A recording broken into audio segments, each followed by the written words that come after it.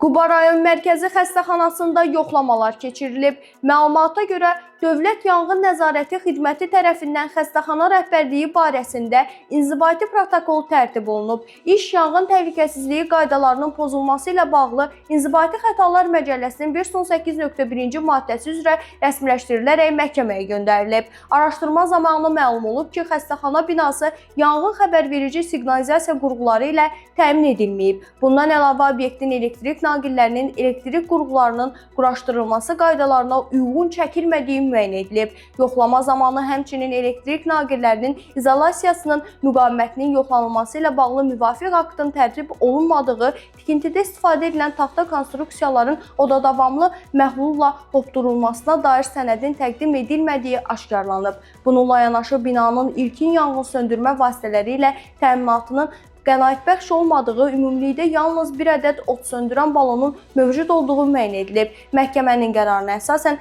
xəstəxananın direktoru Əliyar Sərvərov qeyd olunan maddə üzrə təqsirli bilinərək 350 manat məbləğində cərimə olunub.